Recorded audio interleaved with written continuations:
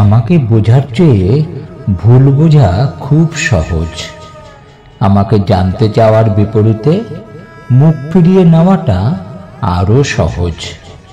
আমাকে মানিয়ে নেওয়ার চাইতেও দূরে ঠেলে দেওয়াটা সহজ।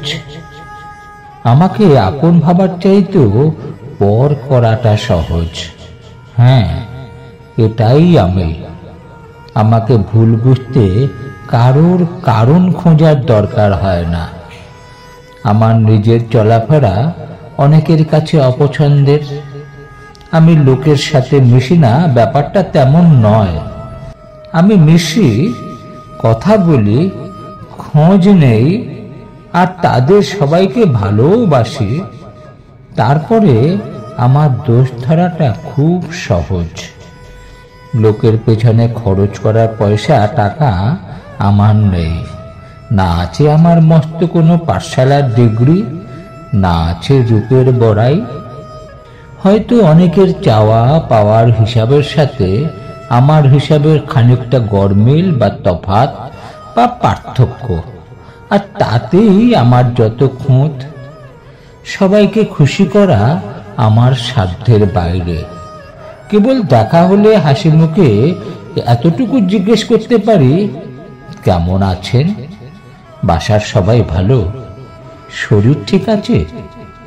আর সময় থাকলে কোথাও বসে বা দাঁড়িয়ে একটু গল্প, আড্ডা, এই তো। এটাই আমি।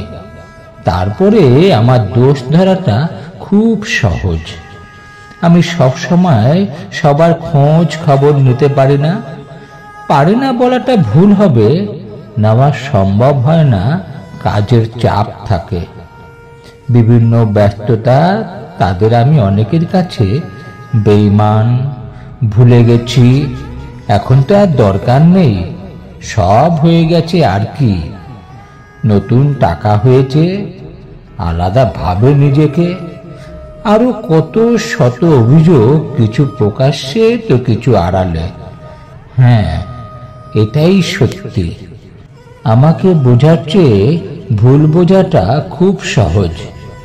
আমি আমার জীবন থেকে শিখেছি, একটা মানুষের সবথেকে গুরুত্বপূর্ণ সম্পদ হলো আত্মমর্যাদা। আমি কখনো চাইব না আমার আত্মমর্যাদা নষ্ট হোক, কিংবা আমার কারণে অন্য কারুর আত্মমর্যাদায় আঘাত লাগুক। আপনি বড়দের সম্মান দিতে না জানলে, ছোটদের আদর ও ভালোবাসা স্নেহ দিতে না জানলে, আপনার যাই হন মানুষের অন্তর্ভুক্ত নয়। বলছি, আমি রক্ত মাংসে গড়া একজন, কোনো সাধু, আমি ফিরিস্তা নই। আমিও ভুল করি।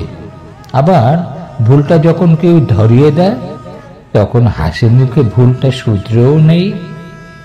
তারপর অনেকের কাছে বন্ধুত্বের চেয়ে ভুলটা বড়, অনেক অনেক বড়। ভুল হোক কিংবা না হোক, ভুল করার আগে আমিই অপরাধী। ভুল করার আগে আমিই অপরাধী।